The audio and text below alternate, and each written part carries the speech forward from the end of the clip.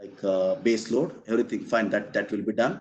But vehicle to grid operation is possible at the medium voltage network and at the low voltage network. Now, where I can have this vehicle to grid concept? Many places, like we can, like schools will be there, offices will be there, buildings will be there, malls will be there, shopping complexes will be there. So many things wherein you can get this CVs get connected to the grid, or individual homes can take the CVs and they can get connected. So my job is towards the, like, at the medium voltage network and the low voltage. I'm not going to touch with the high voltage network. As far as the things are concerned, now fine. It is always like it's almost many times more than 70 to 80% of the times it is on the low voltage network. Only for the charging and all, it may be getting connected to the medium voltage networks for the charging slot of the higher capacity if it is deployed in that region. So this is the overview, conceptual overview of V2G. So same thing continued. 32 kV, 11 kV, 11 kV switching substation through feeder, parking, or V2G stations. So onboard and offboard V2G integrators, as already I said that they have to comply with 1547 IEEE standard. That is for distributed energy resource integration to the grid. We need to see that all the standards are being followed if I'm connecting. So I can have the onboard or offboard EVs can be connected to the grid. Now, if you look at the first diagram, fine, you have offboard. If you look at the second diagram, like in the same diagram, if you look at the second part on the right hand side, it's a onboard charger. There is a concept of onboard charger and there is a concept of offboard charger. Onboard and offboard. So onboard and offboard are very, very important. Which one we take? It's up to the individual. But V2G, either onboard or offboard, they have to comply with this particular standard. So we have batteries. There is a DC to DC converter. Now the challenge here is for a vehicle to grid, either I can pump power or draw power. The power electronics interface which we develop, it should be bidirectional. So bidirectional DC to DC converter or bidirectional AC to DC converter. We need bidirectional. If I connect wind or PV to the grid, it will be unidirectional. Like especially the PV, it will be unidirectional. But when it comes to vehicle to grid concept, each battery representing there might be one vehicle. So there may be few vehicles that becomes vehicle to grid. So they can pump power to the grid or draw power from the grid. So there is a unidirectional power flow or there is a bidirectional power flow. So you need to see this, like you need to observe that bidirectional converters are important for that. So this was the topology which was proposed for onboard charger. My group was working. So here we thought of having the onboard charger and presented in IEEE Africom. So if you look at, there is a DC link voltage, that is a capacitor which is important. LC filters are there, LCL filters are there in order to attenuate the grid current harmonics. So the basic concept of onboard charger is being presented.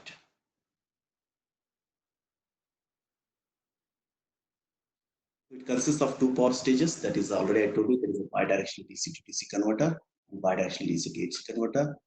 The power flow is dictated by the operating mode. So operating modes, V2G or G2V. The active power flows from the battery to the DC link and then to the grid during V2G mode of operation. Now we need to understand, when batteries are pumping power to the grid, DC link voltage is important. The DC link voltage is very important. If I meet that, then I can say pump power to the grid. That is the concept of V2G. And in the opposite direction during G2V, from the grid if I am taking, the power flow from and to the grid is processed using two-stage cascaded inverters consisting of bidirectional DC to DC and DC to AC. As already I told, LCL filter is used an interface between DC to AC converter and the grid in order to attenuate the grid current harmonics. In this particular topology, what we proposed, we thought of having PR controller, which was employed for the control of grid current and to enable the UP of operation of the DC to AC converter. The setbacks associated with the conventional PI for a single phase system is elevated by employing PR controller. So PR controller has its own importance. Just to showcase that, we use the PR controller. But the idea behind was to just see how vehicle to grid is possible or grid to vehicle is possible. VTG or G2, that kind of things considering. Now in grid connected operation, if I connect the V2G group of batteries or V2G to the grid, converter operates in current control mode as the voltage across it is maintained by the infinite grid. Infinite grid is very because we need to maintain all these things. We have to be careful about this. A small entity, a DG or a DER or a vehicle to grid, V2G, this can disturb the infinite grid. So we have to be very careful. Like we need to be very careful about this. So if a small problem arises, it can create a havoc in the grid side. So infinite grid, you need to understand a small entity being connected to the infinite. It is as good as a foreign body being entering your body. A foreign particle, small particle, if it enters our body, what will happen? It will disturb. Complete body gets disturbed because there is no mapping.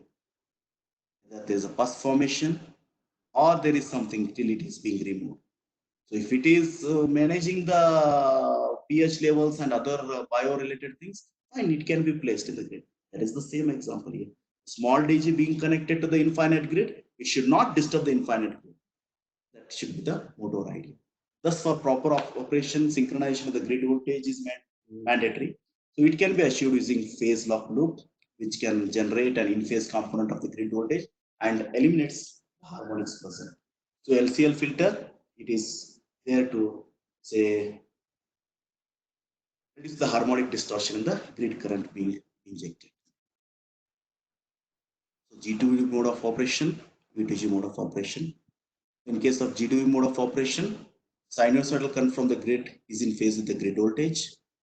In case of V2G, the bidirectional current injects the sinusoidal current to the grid in phase with the grid voltage, because we have considered the infinite grid. Like infinite grid is being considered, anything in phase with that is. So this is the grid current, and if you look at the FFT, and one more thing, being an electrical engineer, I need not to just use the FFT block. I need to know why FFT is being used here. And if you look at the THD, it is not visible. I'm sorry for that because it has directly from screen. So THD is 1.83. I'd like to make a point here. The THD for the non-linear load should be less than 5%. For linear load, it should be less than 3%. So FFT tool means it is decimating or dividing the fundamental frequency and the harmonic. So fundamental component with the harmonic component, they are being separated. So what happens? I have FT, Fourier transform, then the discrete Fourier transform, then the discrete Fourier transform. To the next level, it will be taken up to the fast Fourier transform. The fast Fourier transform concept is to decimate a signal into two parts, even part and odd part. That is the basic concept of FFT. But here what I do, I separate a fundamental frequency and the harmonic content such that FFT can be used and the THDs can be reduced to less than 5% for non-linear, less than 3% for linear. So as an electrical engineer, it is my duty to even to understand the fast Fourier transform concept. Many other concepts or many other algorithms are implemented, but we use FFT because it gives the effective results for working on the harmonic related issues. It's not just a block in a sibling block or wherever it is. The thing is, it separates two things that makes things possible. To separate the harmonics. So charging power levels, there are three types of power levels: level 1, level 2, and level 3. First level is opportunity charger, and the power levels you can see 1.4 kilowatt at 12 amps or 1.9 kilowatt at 20 amperes. Any available outlet, level 1 is there. Level 2, it's a primary dedicated charger, 4 kilowatt at 17 amperes, 19.2 kilowatt at 80 ampere. Level 3, commercial fast charger, it is up to 100 kilowatt. It is a commercially fastest charger which is available. So it's a level 3. Technical specifications of IEEE 15472 we need to adopt. The voltage in terms of per unit should be in the limits 0.88 to 1.11 per unit. Frequency 59.3 to 60.5 in case of US. In India, we can have 49.5 to 50.5. That's also possible. So we can have that kind of frequency ranges. And very important thing is DC injection. It should be less than 0.5% of the output rated current. If I'm connecting DG to the grid, the DC injection should be less than 0.5% of the output rated current. The harmonics, as I already told you, THD, total harmonic distortion, should be less than 5% for nonlinear and less than 3% for the linear loads. Synchronization must cause voltage fluctuation less than 5%. Yes, that is the specification. And one more thing, if we are working on DE or DG integration, the islanding concept, islanding should be detected within less than 2 seconds. So less than 2 seconds time, we need to detect the islanded portion. These are few specifications or technical specifications laid by IEEE 1547. We need to comply with strictly, like we need to comply with these standards strictly, with this particular standard strictly.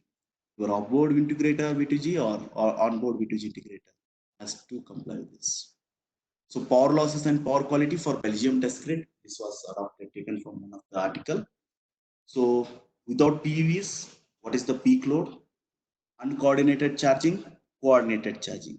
With a systematic charging, with aggregator in place, and there is a communication.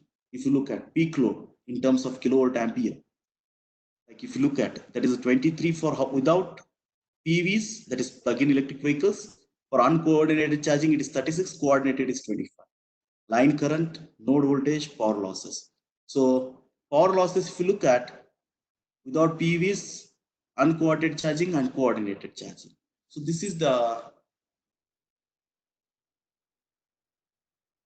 thing which is for the Belgium test grid, like which is available. So coordinated charging is always important. Charging, coordinated charging.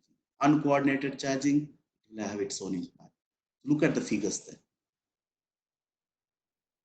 So now next comes, if I want to connect EV to the grid, fine, what is that? After that, I need to note the framework for EV participation in energy, how it can participate. So there are two groups of clients, and first one among them is inflexible EV load, a client who does not allow the aggregator to control the charging process. He is not interested in making aggregator to control, or he is not allowing aggregator to control the charging process. For this client, aggregator is only an electricity provider. He's going to provide electricity, that's all. He's not going to give full control to the aggregator.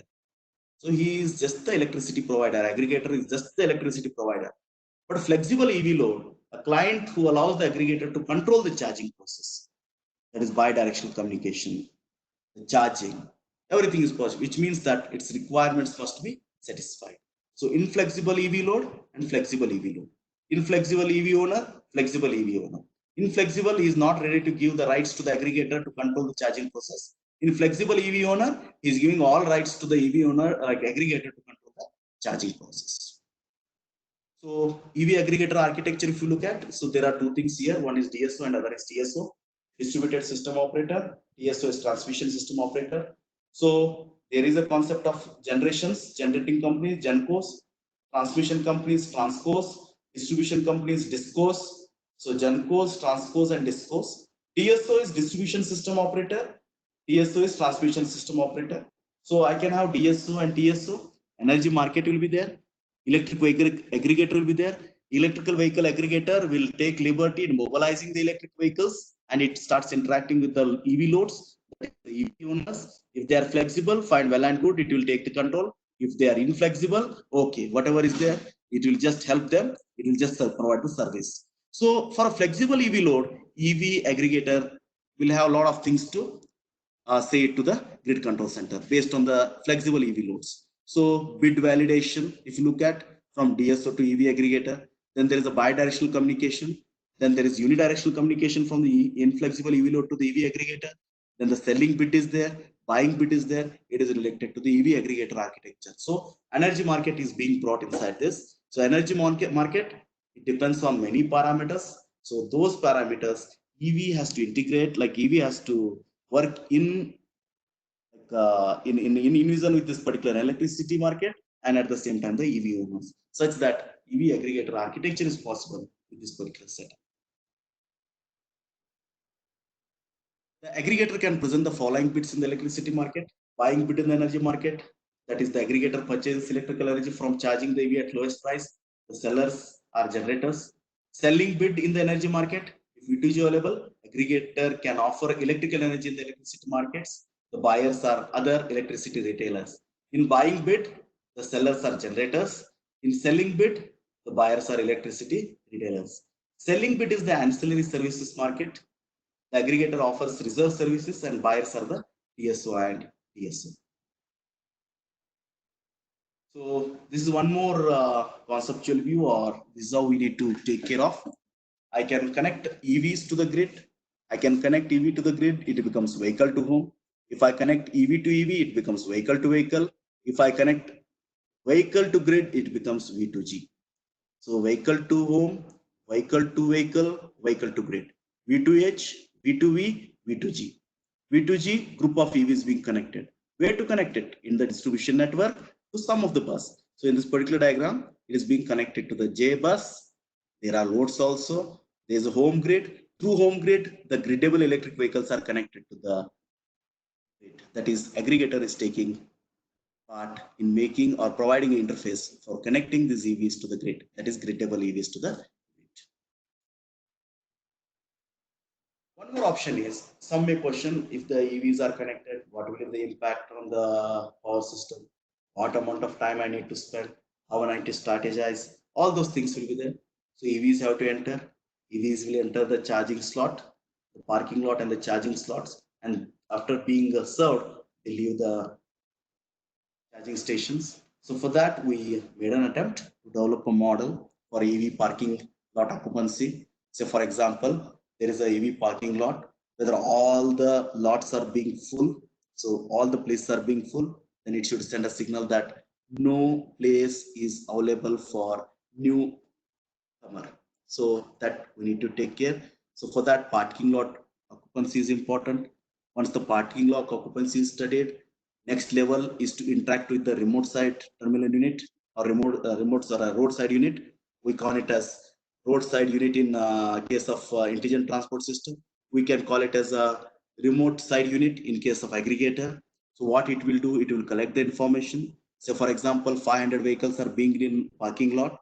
Each vehicle, what is the state of charge, he will get the information. Once he gets the state of charge information, he will send it to the aggregator. Aggregator, he will send it, he will speak to the grid control center. So these are all the concepts which we need to take care of.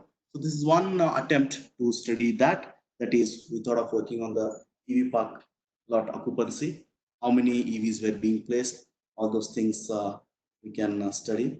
And we can see that there is a parking lot utilization. The probability of EV arrivals are there, utilization of parking lot, all those things are being projected here. And time in hours, if you look at, the queue size is increasing as the EVs increase. So it depends on the number of charges. What is the amount of time you need? What is the critical time you need to stay there in the queue system or in the parking lot or in the like parking lot in order to pump or draw the power? All those things will come into picture. So that is how the things will be there. So in this process, what happens after the road, like remote terminal, remote side unit, if after getting the data from each of the vehicle, it will collect what is the state of the charge of that particular electric vehicle or group of electric vehicles. And is it, are these vehicles selling power? If there is a peak, that it will count, or they are ready to take power if there is value. All this statistical analysis or all these analysis, the assessments are being carried out, and then it is being given to aggregator. Aggregator on behalf of all these things will speak to the. So this is how the things will work. So at any given point in time, what is the amount of power that can be pumped, or what is the amount of power that can be drawn? This will solve the problem related to the impact of EVs on the grid. So these kind of analysis analysis are very important. So at any given point in time, what might be the impact of vehicles on the grid, EVs on the grid? It may disturb the grid. Or if there is a peak, fine, they may pump. If there is already a peak, and if these people are once again drawing the power, the peak may shoot up. So for these kind of studies, we need to work on the modeling, that is the stochastic modeling, or assessing all these kind of things. So to work on, so after like working on all those things, we thought of getting into the VPU, and as per the statements of IEEE, like specifications of IEEE, it is well within the limits, that is 0.88 to 1.11 per unit, and the blue line will be voltage in per unit after GeV aggregation, and the red line is voltage in per unit before GeV aggregation. So you need to understand the voltage profile is improved after connecting a GeV aggregator.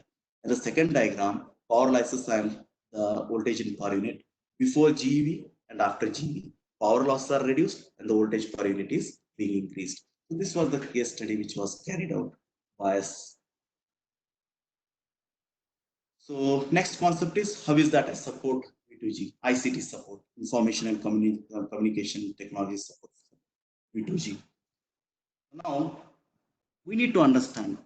We spoke on EVs, we spoke on EV integration to grid, we spoke on smart grid, how smart grid behaves, what are the parameters of importance, how EV can be connected. In this process, we need to understand that V2G or smart grid. Smart grid is a part of smart city. So smart cities, smart grid. Smart grid means sensors are being deployed, sensors are there, self-monitoring is there, self-healing is there.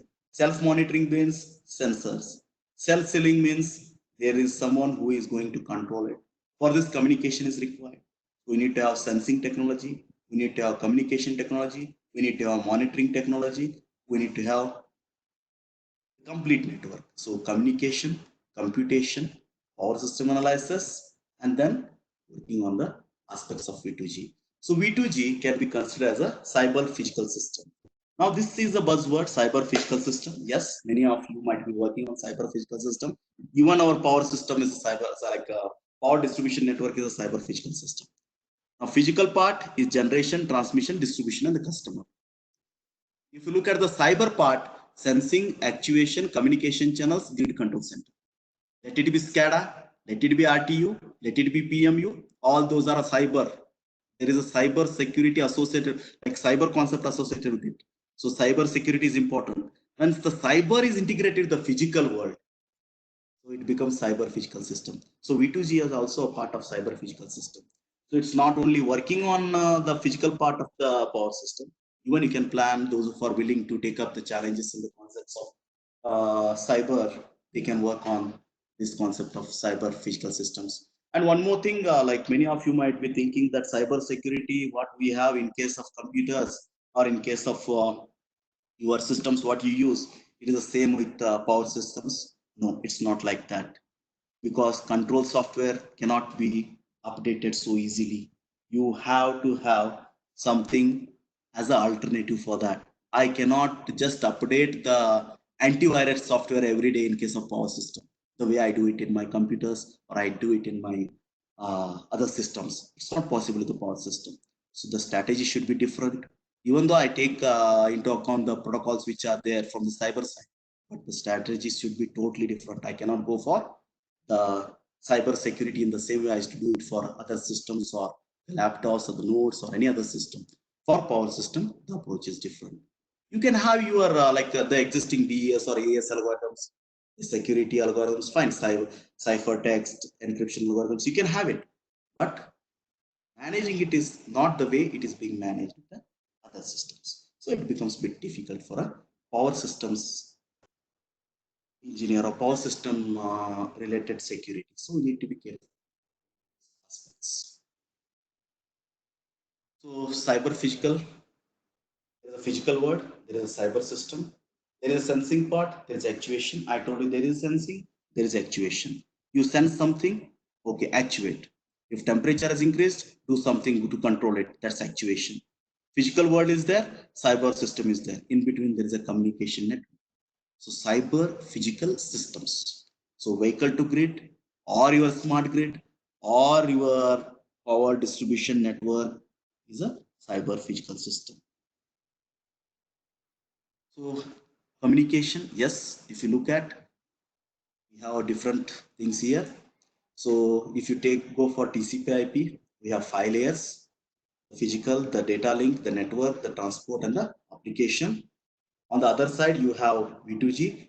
There is a LAN, WAN, HAN, MAN, everything will be available. NAN, I may not have presented here. So LAN is local area networks, WAN is wide area network, HAN is home area network, NAN is neighborhood area network. If neighborhood area network is to be taken, smart meter to other smart meter connection. One house to other house, home area network. This is how we need to understand. So smart meters, if two smart meters are in a network, it becomes neighborhood area network. So firewall should be strong. Yes. So I'm once again admitting that cyber security is a must. Cyber physical system security is the need of an hour. We need to understand. So it's as good as interfacing two technologies or integrating two technologies or bringing in two technologies together. One is communication infrastructure, other is energy infrastructure. If I bring in communication infrastructure, I bring in a lot of things. I bring in sensors, I bring in like computing technology, I bring in cyber technology, I bring in cyber security related technology. So all those things will be there. So computational intelligence for the wide area network. Now computational intelligence, artificial intelligence, the terms have changed. Computational intelligence, it is also intelligence used for computational things. So we can bring in the ANNs, we can bring in the GAs, genetic algorithms, we can bring in the PSOs, we can bring in the ACOs, we can bring in the Firefly adaptive algorithms. Young number of algorithms have been developed, and how you use it, that can be taken up for WANs. And the WAN, wide area network, that becomes smart grid. So LAN, local area network, we go for multi-agent. So multi-agents are very important. Even in case of multi-agent communication, if I'm working on the communication, there are concepts, the conventional communication, simply I'll be communicating. Multi-agent means it is agent-based, event-based. If there is an event occurring, that multi-agent will start working. There are kinds of multi-agents. We can have mobile agents or we can have static agents. Mobile agents will speak to each static agents and they will get the details and they will work on. So WANs related to the smart grid, LANs like multi-agents, if you look at, they are for LAN, local area network, and the range is just 1 kilometer or a campus area network. That is for isolable microgrid or vehicle to vehicle interaction, V2V interaction. Wireless communication or home area network. We can have smart home, that is vehicle to home, or GEV charger, grid-able electric vehicle charger, or GEV. So we come across many technologies here. Many technologies have been taken up. LAN, WAN, HAN, NAN, MAN, metropolitan area network, all these things. I integrate communication and the energy infrastructure. And this completes like the thing, what all communication things can be used for the smart grid. So what is the role of physical medium? What is the role of Ethernet? What is the role of IP? What is the role of TCP IP? What is the role of Unity, like a UDP? The functionalities, all those things. Like if you are willing to work in the communication part, yes, you can go ahead with the network layer or the transport layer.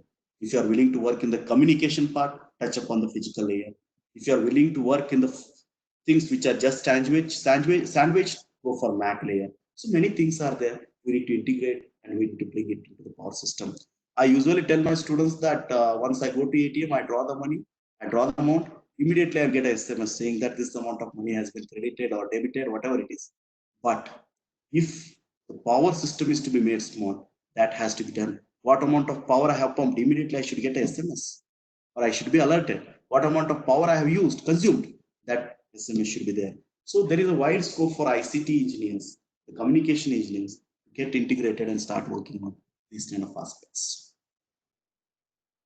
So vehicle being connected to the grid, to a charging slot, is a smart meter, and smart meter and EV board, that what amount of power is being connected. If there is onboard EV and the smart meter, there is a communication, a short distance communication.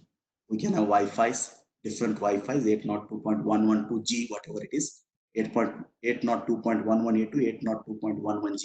Many protocols you can find, you can choose it. So this is existing in European Union. So these things are taken from there. So research topics in vehicle to grid or electric vehicle in general. Scope is wide, it is huge. To touch upon the research topics, vehicle to grid or grid to vehicle. Charging, very important. Fast charging, EDM or level 1, level 2, whatever you want. Communication and networking, power regulation, cyber security or cyber physical security, EV aggregation, where I should place the CVs in the grid, which bus I should get it connected. For that, study has to be carried out. Based on the study, optimal location has to be placed out. Once that optimal location is there, you can connect EV to the grid. Then even EVs in microgrid are there. So I can connect EVs in the microgrid. So it's not only in smart grid, it's not on the distribution grid, it can be there in microgrid also.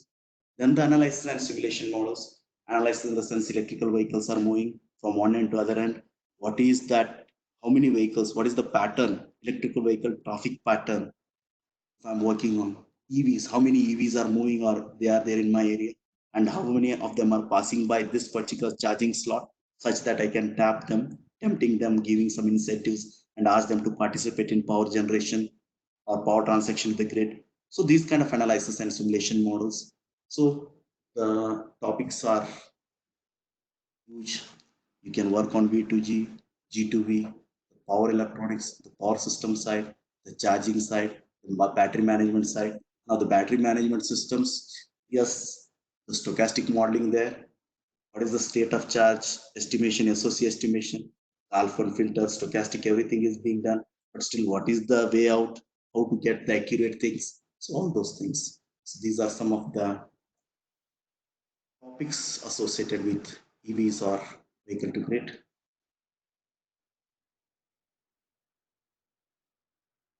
This is my mail.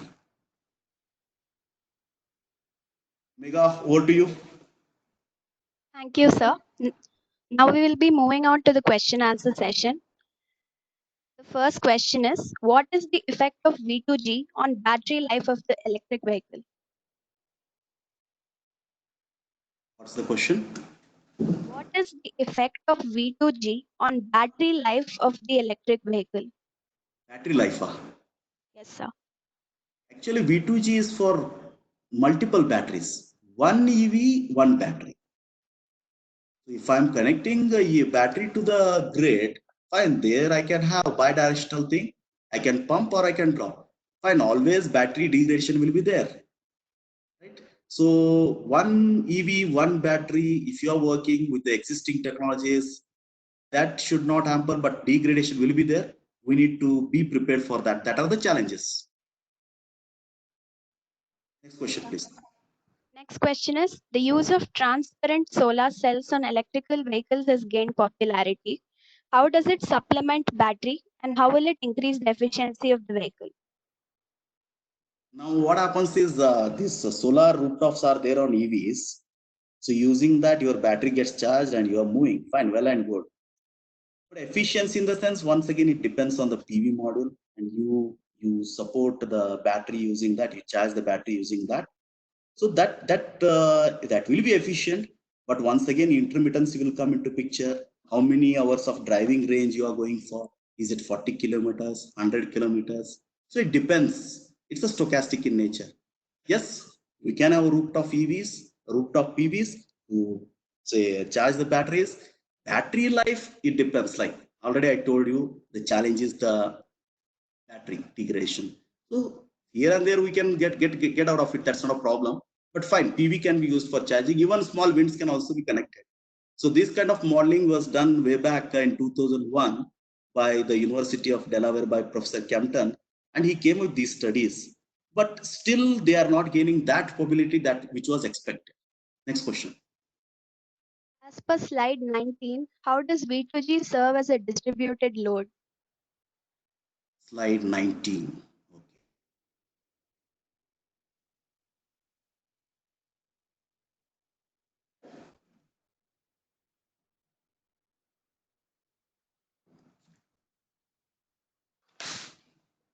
Okay, I told you that vehicle to grid can serve as a transport, like vehicles are serving as a transportation tool. We know that electric vehicles.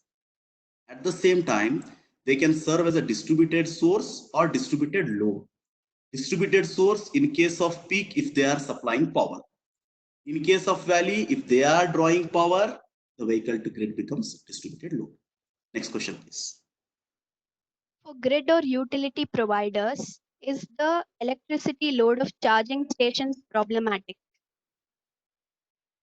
Can you please repeat the question, Rajalakshmi? For grid or utility providers, is the electrical load of the charging stations problematic? The thing is problematic in the sense we need to do the studies right. The thing is whether the power is deficit or power is surplus. If already the load is high, there is a peak, and EVs, they are stochastic, they are coming like that's a stochastic problem. If EVs are coming and if they are getting connected to the grid, even if they are drawing power, that load increases. Did you get the concept?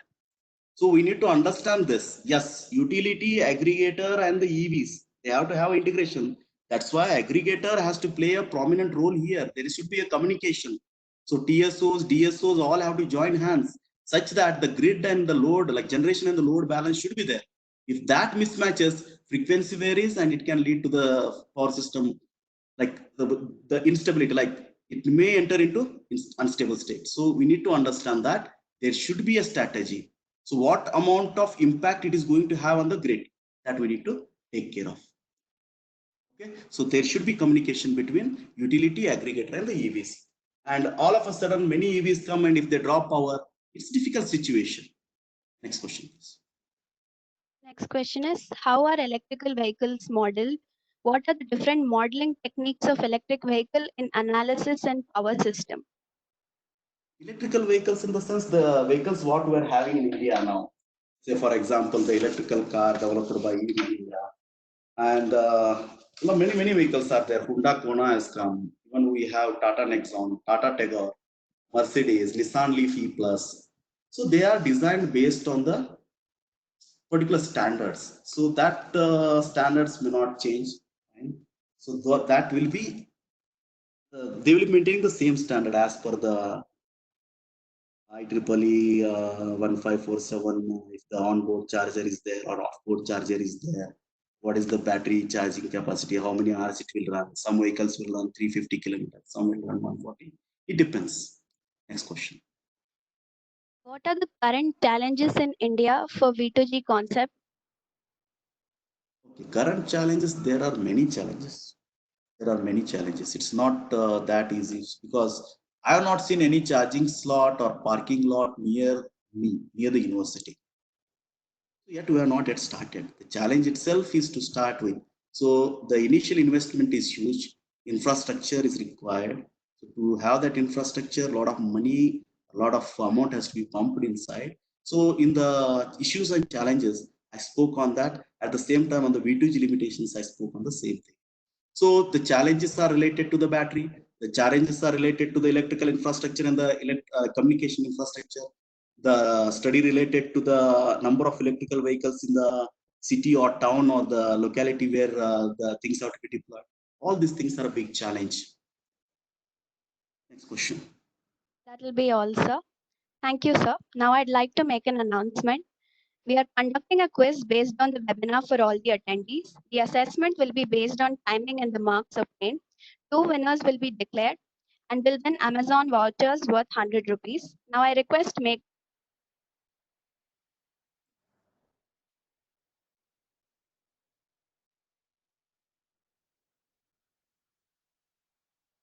I deem it an honor to present the vote of thanks. I thank Dr. Santosh Kumar Hampanavar for delivering this informative and enlightening talk. I thank IEEE Student Branch Chapter, Rewa University, and IEEE Bangalore section for providing us this platform and opportunity, which makes sure learning continues in this prevailing situation. I thank Rewa University and IEEE Student Branch Rewa University for their support and encouragement. I extend my thanks to all the attendees who made this event a success. I thank you once again, sir.